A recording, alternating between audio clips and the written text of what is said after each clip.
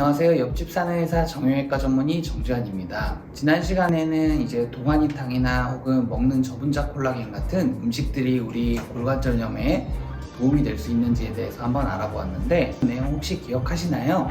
이제 재활이나 운동을 통해서 이제 관절을 보충하는 게 더 중요하다고 설명드렸는데, 이 재활이나 운동이 중요하다고 얘기하는 거는 관절염에 있어서 이제 근육을 키워주는 게 증상을 나아지게 하는데 도움이 되기 때문입니다. 그러면 이번 시간에는 지난 시간에 이어서 그럼 과연 근육을 키우는 데는 어떤 것들이 도움이 되는가, 어떤 음식을 먹는 게 좋을까에 대해서 한번 설명드려 보고자 합니다.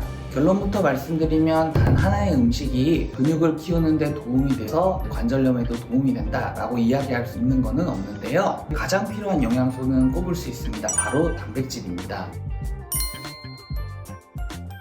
이 단백질이 왜 중요하냐, 눈치채신 분들도 있겠지만 우리가 근육을 만드는데 가장 중요한 영양소로 꼽히는 게 바로 단백질이기 때문입니다. 사실 우리나라의 일반적인 식단은 이제 뭐 쌀밥이나 나물육 이런 것들이 좀 메인으로 되다 보니까 안타깝게도 이제 연구들에 따르면은 이 노년분들 이제 3명 중에 2명 정도는 하루에 권장되는 단백질 섭취량을 충족하지 못하는 것으로 나오고 있고요. 국민 영양 통계를 볼 때도 이제 65세 이상 노인의 50% 정도가 단백질을 섭취 기준 미만으로만 섭취하고 있다고 나오고 있습니다. 더불어 중요한 것이 단백질을 잘 섭취하는 것뿐만 아니고 이 단백질을 통해서 흡수가 잘 되고 근육으로 합성되고 이런 것이 되게 중요한데, 특히나 노년의 경우에는 이제 젊을 때에 비해서 근육 합성 정도라던가 이런 것도 젊은 층에 비해 떨어지기 때문에 더더욱 질 좋은 단백질을 섭취하고 그 단백질을 충분하게 섭취해 주는 것이 중요합니다. 먼저 이제 단백질을 크게 두 종류로 좀 나누어 보자면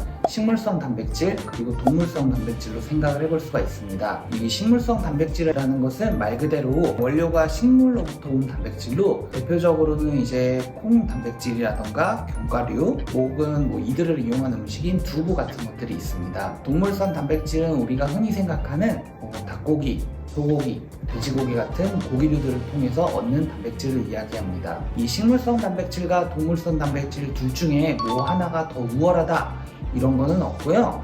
이 각각의 장단이 다르기 때문에 두 가지를 골고루 드셔주시는 것이 중요합니다.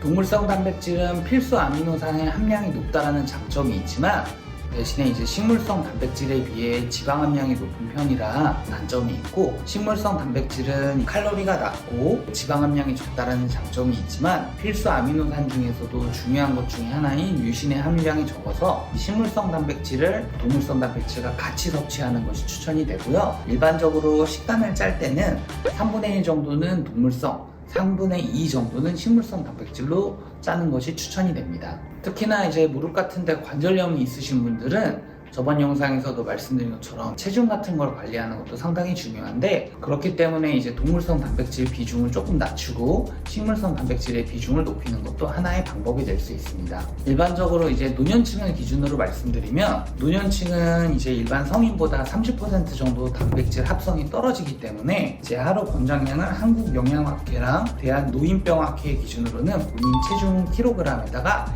1.2를 곱한 정도를 섭취하라고 권장되고 있습니다. 따라서 뭐 내가 만약 한 50kg 정도 된다 이러신다면은 계산을 해보면은 50kg에 1.2를 곱해서 60g 정도 단백질을 먹어야 하고, 60g 단백질 중에서 이제 2대1로 동물성 단백질은 이제 20g 정도, 그리고 40g 정도는 식물성 단백질로 채워주는 게 가장 적절한 방법이 되겠습니다.